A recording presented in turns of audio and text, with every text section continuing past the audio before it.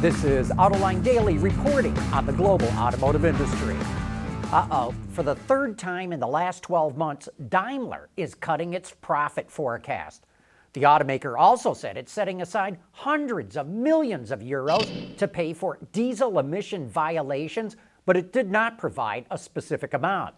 As a result, Daimler says its 2019 EBIT will be about the same as last year after it previously forecasted a slight increase. The company's shares fell 5% today after it lowered its earning forecast. Tesla is pushing deliveries of new cars to customers before this financial quarter ends, and the website Teslarati reports it's getting a lot of help from existing customers. They're volunteering to work at delivery centers, and it's happening all over the world, including China.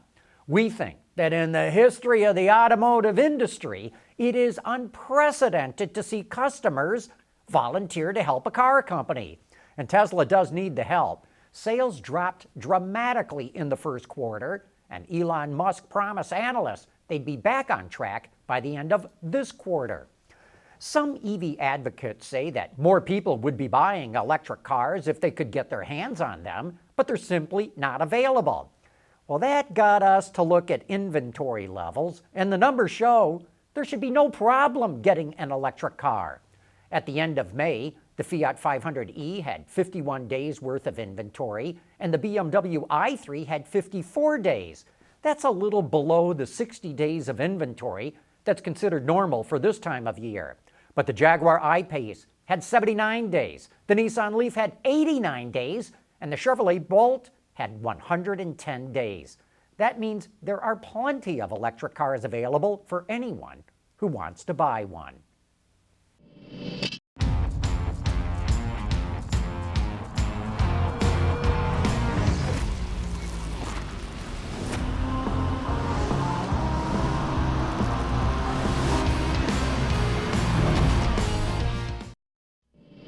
Renault set a goal to double its sales in India over the next 3 years, so it just introduced an all-new compact CUV, the Triber.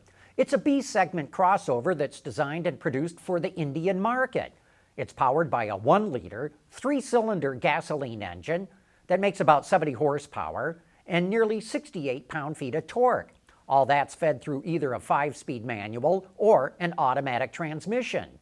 The interior features a digital instrument cluster and an 8-inch infotainment screen. But the big story with the Triber is space. It's less than 4 meters long, but has seating for up to 7 people. Let's put that in perspective. The Triber is more than 10 inches shorter than a Buick Encore, and it still fits 7. Ford drew inspiration from the Ford GT, the F-150 Raptor, the Mustang, and Fiesta ST to make the all-new Focus ST 12% more powerful and faster. That includes its launch control system, anti-turbo lag technology, and Ford's first application of an electronic limited slip differential on a front-wheel drive model. Of course, all of this is only available in Europe. With its roughly 275 horsepower, the 2.3-liter engine in the Focus ST is now capable of going 0 to 100 kilometers an hour in 5.7 seconds. That's 0.8 seconds faster than before. It also has more stopping power than the Focus RS, thanks to its 13-inch front brakes. In racing results over the weekend, Mercedes went 1-2 at the French Grand Prix, with Lewis Hamilton in front of Valtteri Bottas.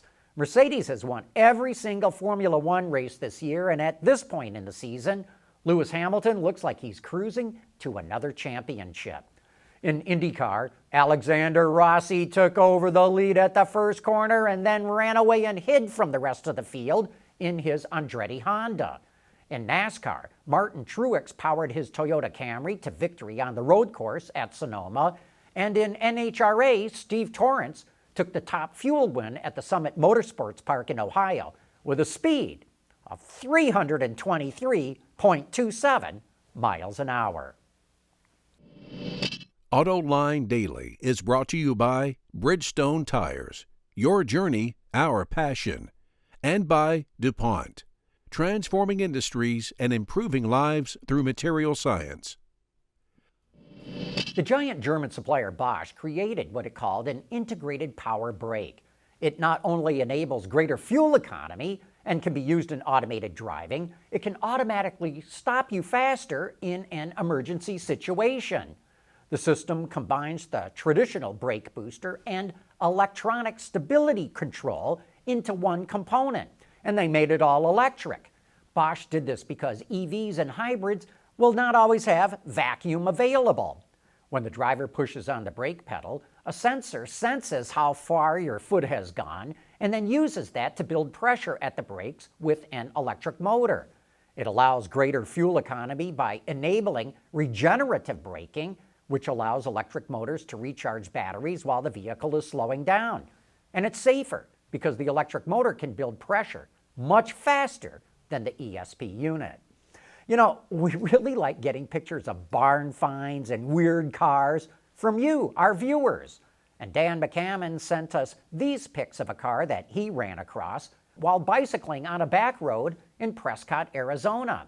He wants us to identify what it is. We're going to have to take a guess here, but we're probably going to need your help on this one.